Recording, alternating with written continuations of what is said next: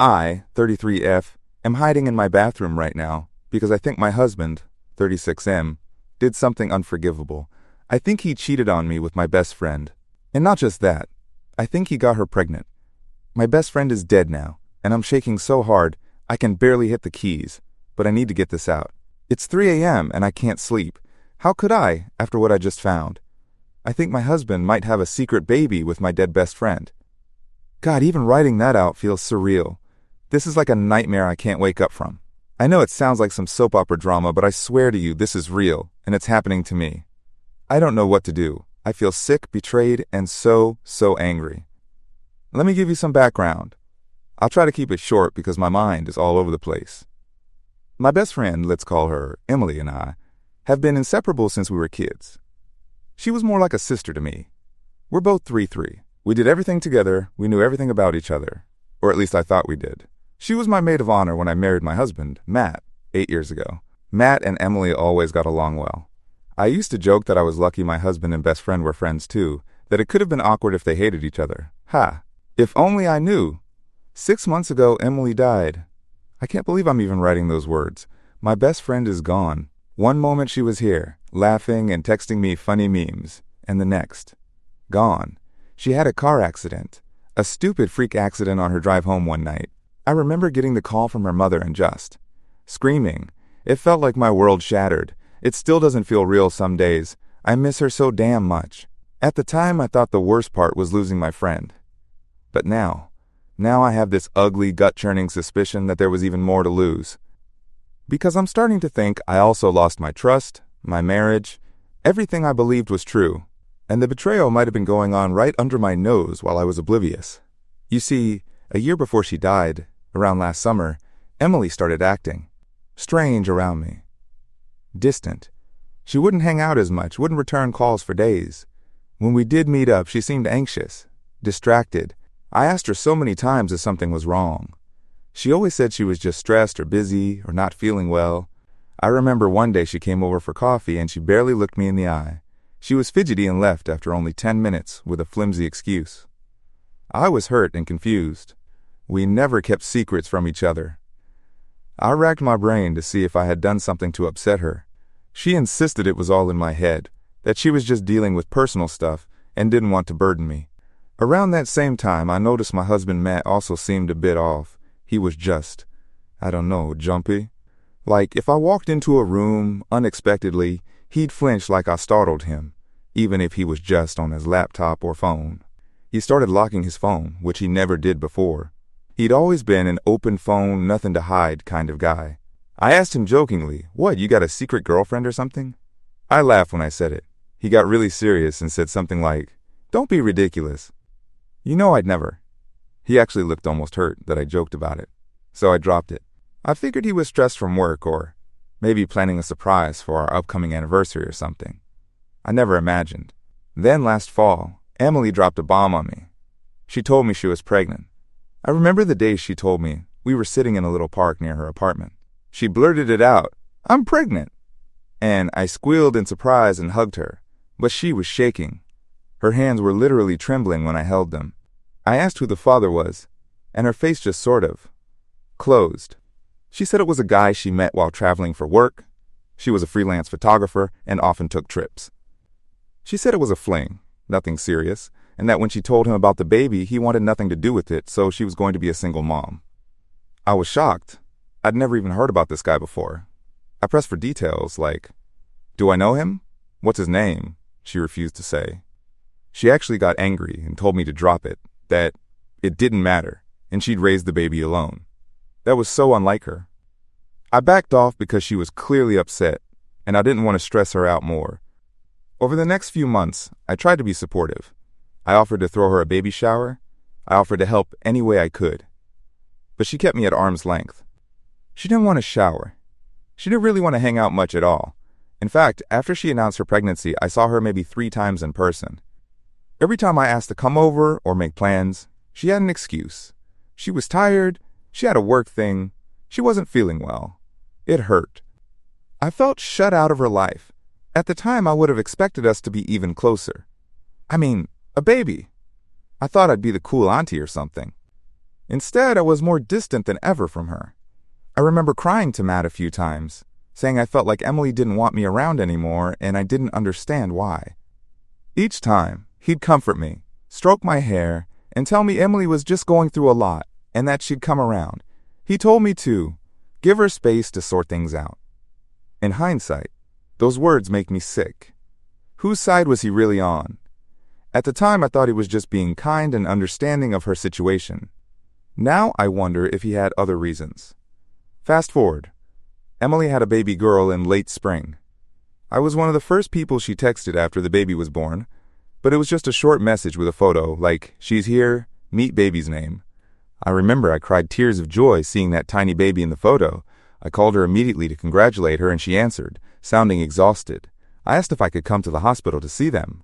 She paused and said, "Maybe when we're home the hospital is really strict about visitors," which I found odd, but I figured maybe she just wasn't ready. A part of me felt hurt. I couldn't come see her, but I brushed it off. I never actually got to meet the baby, because only a few weeks later, Emily was gone. She died when her baby was about 6 weeks old. I got the call from her mom that there had been an accident. It was beyond devastating. The funeral is a blur in my memory. I remember holding on to Matt's arm for support, sobbing so hard I couldn't stand. Her baby, my goddaughter technically, she had asked me to be godmother via a text, which I of course said yes to, was there at the funeral, just a tiny infant in her grandma's arms. My heart broke in a million pieces, seeing that little girl who would never know her amazing mom. After that, I sunk into a deep grief. I barely functioned for a while. And Matt, he was great during those first couple of months, honestly.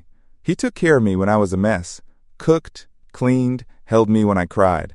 He and Emily had been close too. She was a fixture in our lives, so he was also grieving. I remember finding him looking through an old photo album of all of us, tears in his eyes. At the time, it touched me, seeing him mourn her. Now I wonder if there was more to those tears. In the last month or two, as the fog of immediate grief started to lift, I began to have questions. Little nagging thoughts I'd ignored. Like, who was the father of Emily's baby? Why hadn't he shown up at all? Not at the funeral, not to claim paternity, nothing.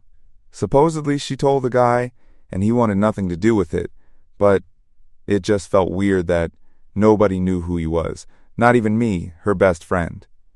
I asked her mom once if she knew. Her mom just shook her head and said Emily never told her, and that she didn't want to pressure her while she was alive.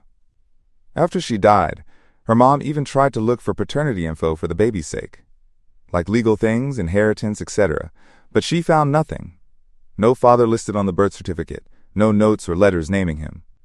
It's like Emily intended to take that secret to the grave. That made me think maybe the father was someone we all knew, and she was protecting them or protecting us by not saying. That thought planted the first seed of suspicion in me. But I pushed it down. It seemed crazy. I mean, if it was someone we all knew, why wouldn't she tell me eventually? I would have supported her, even if it was messy or whatever, right? But then, little things started clicking into place in my head. Or maybe misclicking? I don't know. Maybe I'm grasping at straws. But I remember how weird both she and my husband were acting around the same time. How he told me to give her space. How I sometimes noticed he'd mention something about her or the baby that I didn't remember telling him. Like one time, I was looking at the single photo of the baby that I had, the one she texted me from the hospital, and Matt commented, "She has Emily's eyes." I said, "Oh, you saw the photo?" And he got a little flustered and said, "Yeah, you showed me." I didn't recall showing him, but I thought maybe I had in my grief and just forgot. Now, I'm not so sure I ever did show him that picture. So how did he know the baby had Emily's eyes? Stuff like that.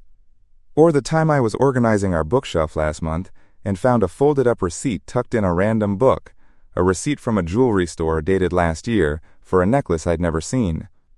I asked Matt about it, and he said it must have been for the necklace he gave me for our anniversary. Except the receipt was dated 2 months before our anniversary, and the store was in the town where Emily lived. I have no idea why I didn't question him more then. I think I was just tired and distracted, and I let it go.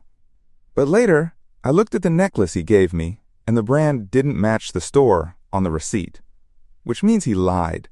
I haven't confronted him about that lie yet, Why was he in her town buying jewelry? Was it for her? Did he give her a push present or something disgusting like that? By this point, all these suspicions were eating me alive. I felt like a horrible person for even thinking it. Like, what kind of friend am I to imagine the worst about my best friend, who can't even defend herself now? What kind of wife am I to suspect my husband of something so terrible when he's been so supportive? I've been gaslighting myself for weeks, telling myself I'm just being paranoid, that grief is making me crazy, that I'm connecting dots that aren't there. I even started seeing a therapist a month ago because I thought I was losing my mind. I didn't tell her about the cheating suspicions at first, just that I was really anxious and having a hard time after my friend's death. Eventually, just last week, I did bring up that I had these nagging thoughts that my husband and friend might have been involved. She didn't judge me or call me crazy. She just asked what evidence I had and how it made me feel. I ran through the weird behaviors, the secrecy, the receipt, etc. By the end of it, she had this look of concern, and she gently suggested that I might want to investigate further to either put my fears to rest or confirm them. She also made sure I had a support system because if my suspicion was right, I'd need it. Honestly, hearing a professional actually acknowledge that this could be real rocked me. I went home that day feeling like I was on the verge of either a breakdown or a breakthrough. So that leads to tonight. Me being a paranoid, snooping wife, something I never ever thought I'd be. Matt fell asleep early, claiming he wasn't feeling well. In hindsight, he's had a lot of these vague, not feeling well, going to bed nights recently, possibly avoiding me, or maybe guilt-eating at him, who knows. I couldn't sleep. My mind was racing with what-ifs. I don't know what I was looking for exactly. I had to know if I was crazy or not. So I decided to do something I never did before. I went through his things. I felt guilty and dirty just doing it. But that feeling was nothing compared to what I felt when I actually found something. Tucked in the back of his sock drawer, cliché hiding spot, right, was an old smartphone, one I didn't recognize. It's one of those cheap prepaid phones. My hand started shaking as soon as I saw it. Matt already has a work phone and a personal phone. There's zero reason for him to have a third burner phone unless he's hiding something. My heart was pounding so loud, I was sure I'd wake him as I crept out of the bedroom with it. It wasn't even locked. Guess he figured I'd never find it. There were a ton of texts and even some photos in there, all from a number that wasn't saved under a name, just a number. But I immediately recognized it. It was Emily's number. I know her number by heart. We've had each other's numbers memorized since we were 13, back when we passed notes in class with our phone numbers scribbled in margins. I opened the texts and I feel like I'm going to vomit just remembering what I read. They go back almost 2 years. They start off fairly innocent. Normal friend stuff, like Emily asking if he and I wanted to grab dinner, or them coordinating birthday plans for me. Yeah, there were texts where she was planning a surprise party for my 32nd birthday with him. I'm reading them with hindsight, knowing these two would eventually betray me, and it's gut-wrenching how normal it all seemed at first. But then the tone changes. About a year and a half ago, there's flirting. Compliments. My husband telling her she looked beautiful in a dress she wore at our group dinner. Her texting him late at night about feeling lonely. Him responding that he can come keep her company if she wants. I had a work trip that week. I now realize that's the week it happened. I wasn't even in town, and apparently my husband was keeping her company through the lonely nights. Oh God, I'm shaking again. I scroll more. Explicit stuff. Him telling her how much he enjoyed being with her the morning after. Her saying she can't wait to do it again. References to my own bed. There's literally a text where she wrote, "Sleeping in your bed felt weird without Matt there, but also so right. I feel like I'm going to break something." That was my bed too. My marriage bed. And it gets worse. Fast forward a few months in the texts, and I find messages about the pregnancy. It looks like she told him first, before she told me.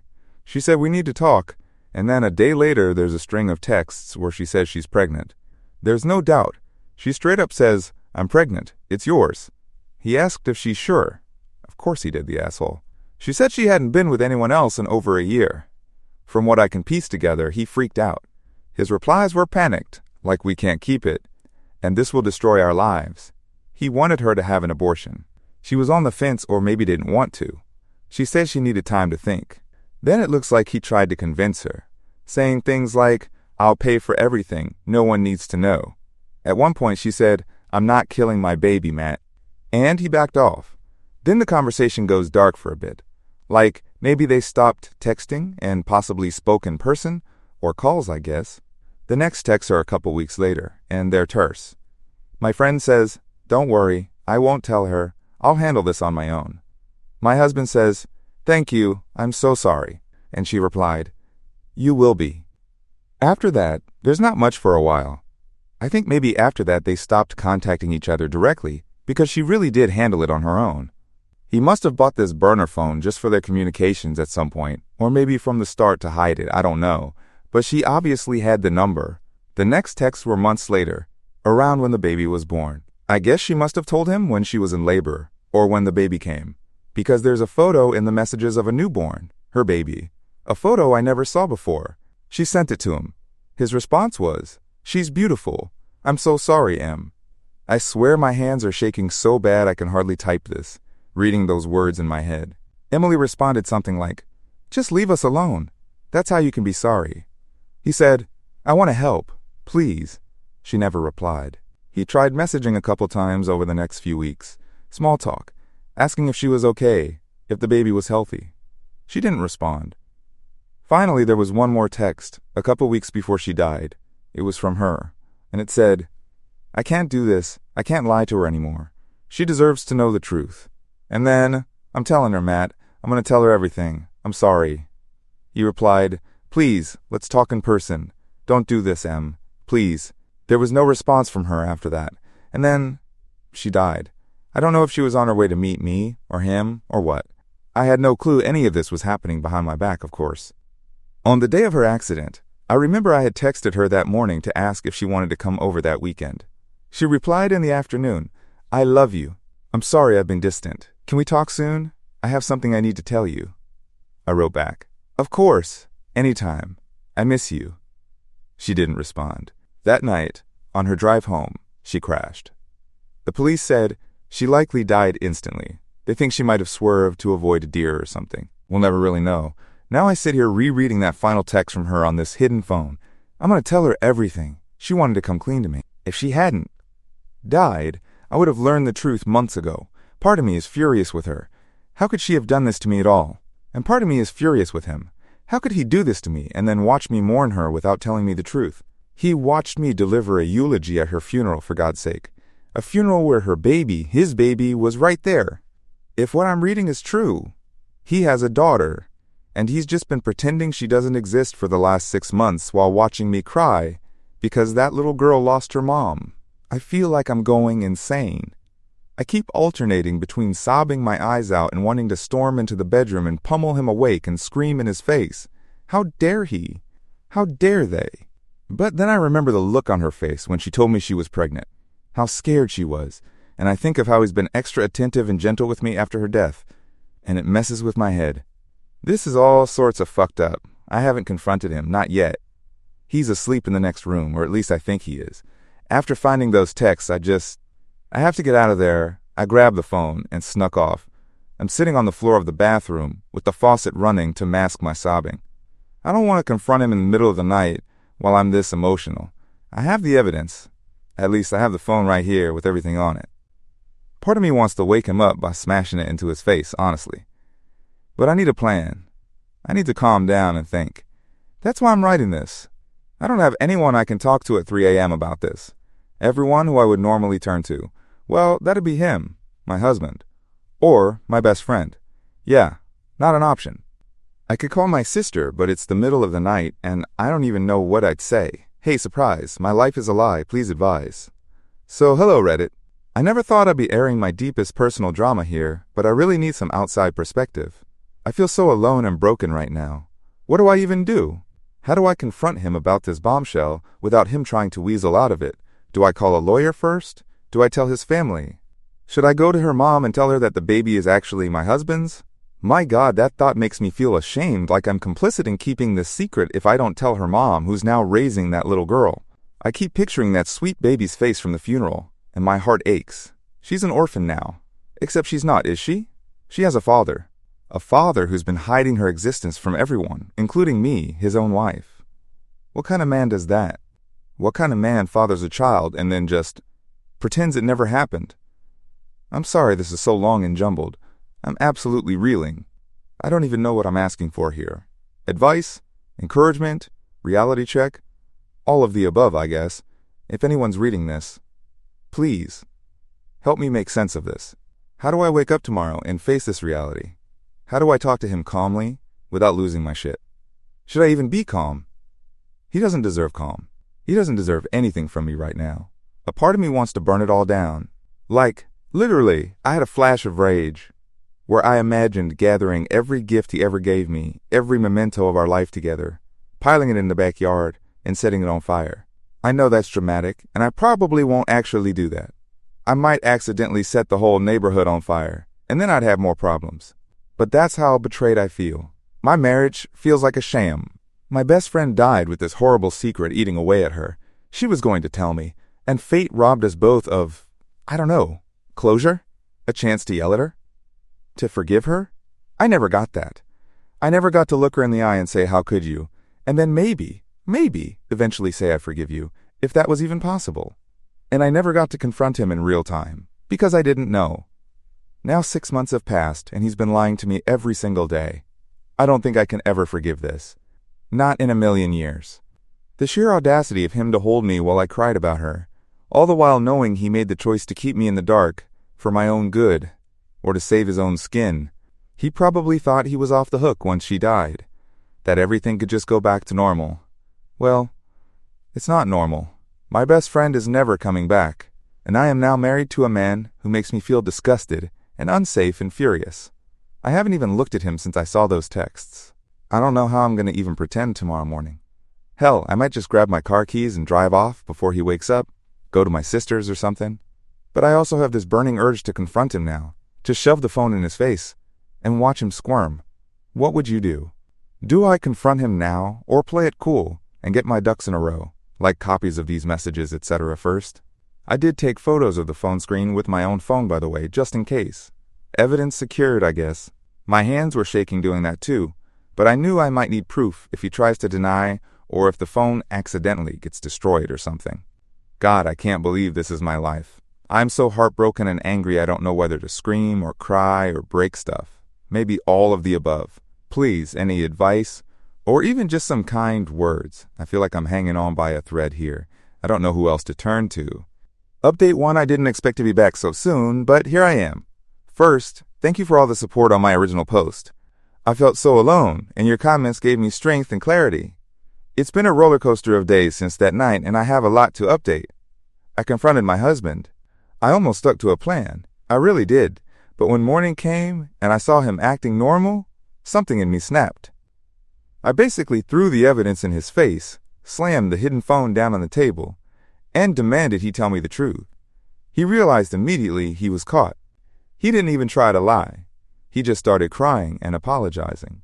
Hearing him admit that he slept with my best friend and that her baby is his, broke something in me. I screamed at him, called him every awful name I could think of. He kept saying, I'm sorry, I'm so sorry.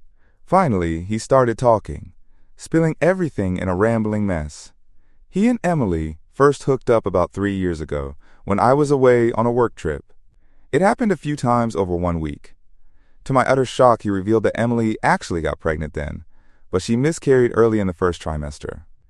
They hid that from me completely. I felt physically ill hearing this. All that time, they both acted normal around me, carrying that secret. He said they both took the miscarriage as a wake-up call and swore to never betray me again. For a while, they kept their distance. Looking back, that's around when Emily briefly dated someone and wasn't around me much. At the time, I thought life was just busy. Now I know she was likely coping with the miscarriage and guilt. He claims nothing happened between them for over a year after that, until about a year and a half ago when they slipped up again. One drunken night when I was homesick and Emily was visiting, they slept together.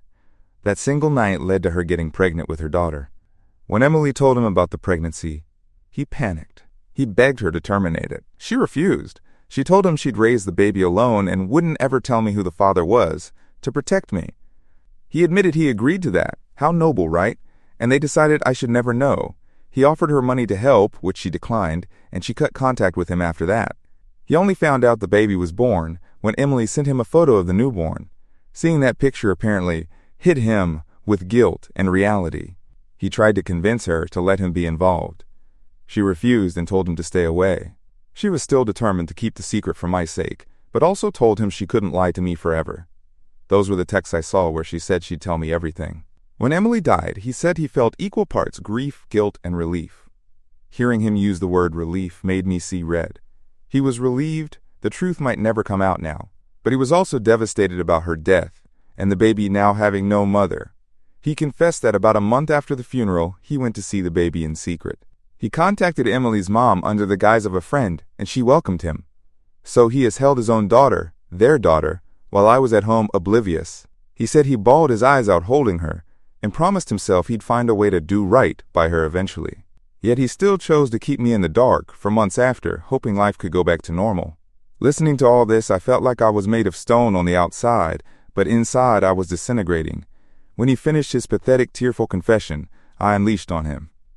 I told him he was a coward, a liar, and everything between us was dead to me.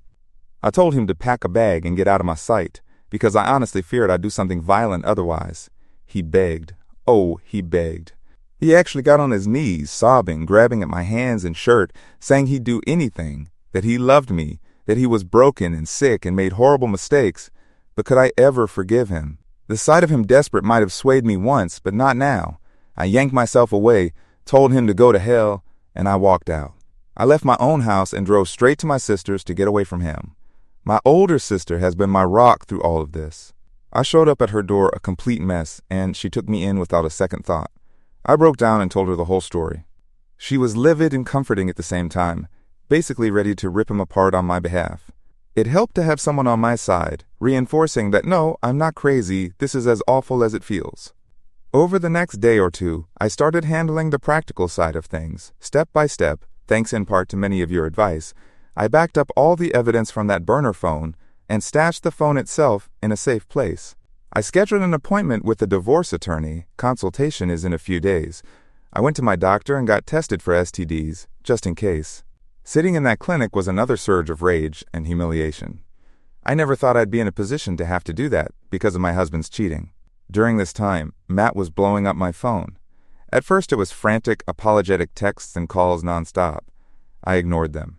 Eventually I answered one call, only to calmly tell him that I'm safe, but won't be talking to him, and that any further communication should happen via email or through lawyers. He kept trying to plead even as I hung up. After that, his texts turned a bit angry, accusing me of running away and saying, "We owe each other a conversation after 8 years." That almost made me laugh in disbelief. I owe him a conversation? He surely wasn't giving me any honest conversations these past 3 years. I didn't respond. The hardest part of the last few days was telling Emily's mother the truth. I knew I had to. I couldn't look at myself if I continued to cover for him. That baby deserves her father's family involved. And her grandma, Emily's mom, deserves to know who her granddaughter's father is. So I went to see Emily's mom. I'll call her Carol. That conversation was one of the most emotionally intense moments of my life. I sat her down and, through tears, told her that my husband was the father of Emily's child. I showed her copies of some texts as proof. Carol's eyes filled with tears, and she just whispered. I knew she was hiding something. We both cried. I apologized over and over for what my husband and our friend did. Carol hugged me and said, "This isn't your fault." She kept remarkably calm, but I could see the hurt and anger in her face. Hurt for her daughter's pain, anger at my husband's betrayal. Carol told me she had once suspected the father might be someone Emily felt she couldn't name. She never imagined it was my husband, but in hindsight, she said there were small signs. Emily's discomfort whenever I mentioned him, for example, during her pregnancy. We talked for a long time, cried a lot, and eventually the conversation turned to the baby's future. Carol has been raising her granddaughter since Emily's death. She said she will seek legal advice about making my husband financially responsible, child support at the very least. I told her I support that 100%. I handed over to her copies of the evidence I have. She thanked me for telling her the truth, even though it was hard. She said I will always be part of their family, no matter what. That made me cry even more. Before I left, I spent a little time with the baby. She's a beautiful, chubby-cheeked girl with big, innocent eyes. She looks so much like Emily, which is both heartwarming and heartbreaking. I held her for a minute, with Carol beside me. and I just lost it internally knowing this little one will never know her mom. I whispered a promise to her that she'd know how wonderful her mom was, and that she'd never be without love. It was a bittersweet moment I'll never forget. Leaving Carol's house, I felt a strange mix of sadness and resolve. The truth is out now. My husband can't hide from what he did. I went back to my sister's place, and that same night, I finally responded to Matt in a more formal way. I wrote him an email, CC'd to my attorney-to-be, outlining my expectations, that he move out of our house, which is in my name before marriage, thankfully, that he cease all direct contact with me, unless it's via a lawyer, and that I'm aware he's the father of that baby, and I've informed the baby's guardian, her grandma, of such. I told him I intend to proceed with divorce, and that any attempt on his part to obstruct or deceive will not be tolerated. It was a cold, to-the-point email. He hasn't replied directly to that. I got a one-line text from him saying he got my email and will do whatever I need. Fine. He should have thought about what I needed before doing any of this. So that's where things are now. I'm at my sister's, planning my next steps. I feel like I've been hit by a truck, but at least now everything is out in the open. It's far from over. I know the coming weeks/months will be tough as hell. A divorce, a paternity case. None of that fixes the hurt, but it's necessary. I have moments where I feel strong and determined, and then I have moments where I break down and sob until I can't breathe. I miss the life I thought I had. I miss my friend. Sometimes I get so angry at her, then I remember the good times and just ache with loss. I'm grieving 2 relationships at once. I think my marriage and my friendship both died because of their choices. A few people have asked if I think I could ever forgive him or reconcile. The answer right now is a solid no. I don't see a way back from this level of betrayal. Maybe some distant day I'll let go of the anger for my own peace of mind. But forgiveness or staying with him? Absolutely not.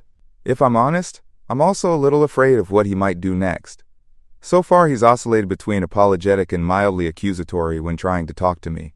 I worry that once it sinks in that his whole double life is exposed, and that he's going to be held accountable, divorce, child support, everyone knowing what he did, he might lash out or do something unpredictable.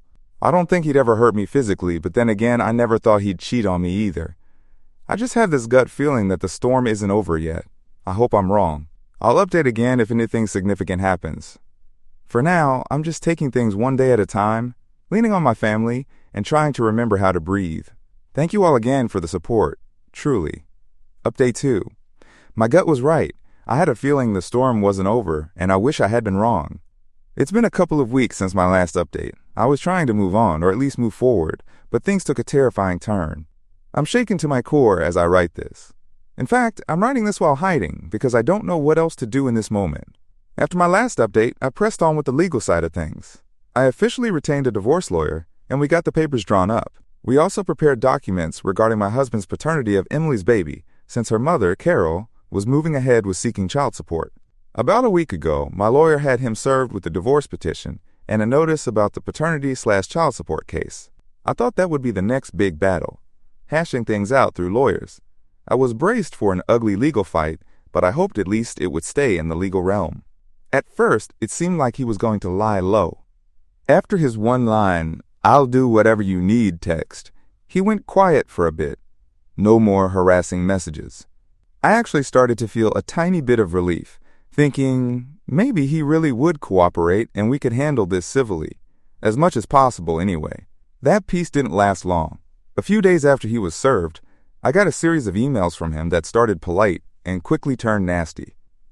In the first email, he said he was willing to discuss a settlement and wanted to make amends for what he'd done. But when I forwarded that to my lawyer and we replied formally, his tone changed. The next message was full of anger. He accused me of sicking lawyers on him, instead of speaking to him like a wife and friend. He said me telling Carol about the baby was a betrayal of him and Emily. Can you believe that? As if I betrayed him. He complained that I'd ruined his reputation by spreading the truth. It was unhinged. My lawyer advised me not to respond personally, so we sent a terse reply that all communications should remain respectful and go through attorneys. Things escalated from there. He began texting me again, despite my prior boundary. At first it was stuff like, "I can't believe you're doing this to us," and "You're heartless for cutting me out." I ignored him. Then 2 nights ago, he left a voicemail that chilled my blood. In it, his voice was eerily calm. He said, "I hope you're happy. You've destroyed my life. I have nothing left to lose now. That felt like a threat. I saved the voicemail and showed my sister and my lawyer. My sister wanted me to go to the police immediately and get a restraining order. I was hesitant, stupidly perhaps, because I wasn't sure if it legally qualified as a threat or just emotional manipulation. Yesterday morning, though, I started the process of obtaining a protective order. Unfortunately, these things take time through the court, and I didn't consider myself in immediate danger since he hadn't tried to see me in person. I thought he was just lashing out via messages. I underestimated him.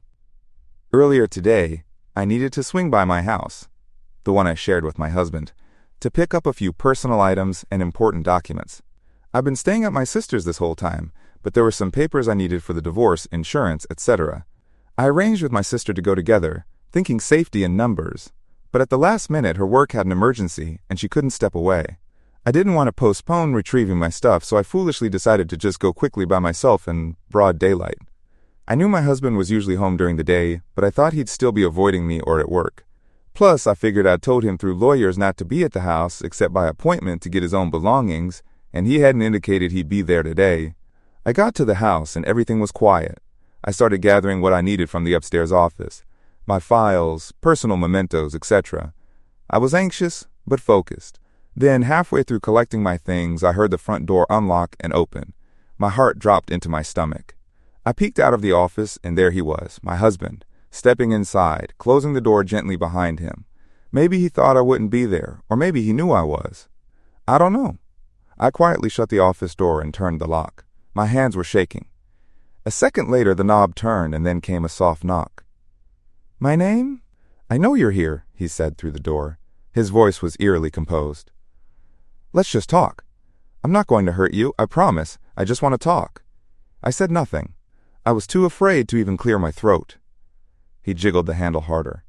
"I can hear you in there. Open the door." I finally found my voice and yelled, "Go away! I'm calling the police if you don't leave." His response chilled me. In a low voice, almost a growl, he said, "Go ahead and call. I'll be done before they get here." Then, suddenly, he slammed into the door, trying to break it open. I stumbled back, almost dropping my phone. I dialed 999, emergency services, as fast as I could and screamed our address, telling them my husband was trying to break in and harm me. I don't even know if they got the info. The doorframe cracked loudly and I panicked and dropped the phone before I heard a reply. I heard the operator's voice, but then my husband rammed the door again and the sound drowned her out. I shoved a heavy filing cabinet in front of the door as a barricade. He was shouting now, full of rage, "You ruined my life!" Bang! "I gave you everything!" Bang! "I loved you!" Bang! Each shout was punctuated by him throwing himself at the door. The wood was splintering. I was sobbing, begging him to please stop. The police were coming. I don't know if he heard me. After what felt like an eternity of him trying to break through, there was a brief lull. He stopped. Everything went quiet, except my own panting breaths and whimpering. I thought maybe, just maybe, he'd given up, or come to his senses and left. That hope was shattered, literally, when I heard glass breaking downstairs. It was a deliberate, singular crash. Then I realized. He was breaking a window. The back patio door, it turned out later, to get into the house, or to get something from the house. A minute later, I heard a new sound. The distinct scraping of metal on wood. I realized he had gone to the garage and grabbed an axe or crowbar, we have a lot of tools, and was now prying at the door. He was going to get in, one way or another. I frantically looked around for a weapon of my own. The best I saw was a heavy ceramic lamp. I unplugged it and gripped it in both hands. My whole body was shaking so violently I thought I'd drop it. He started talking to me again through the battered door, voice wild and taunting. "You think I'm just going to let you go? After all these years? After what you did?" Crack. Wood giving way. "You took everything from me." Crack. "You turned everyone against me." Crack. "If I can't have my family, then no one will." I screamed at him that he was insane and he needed to stop. I told him the police would be here any second. He snarled back, "Liar! You always were a liar." I don't know how long I've been in this room, but it feels like a lifetime. Probably just minutes. I can hear sirens now. Faint, but getting louder. Please, please let that be for me.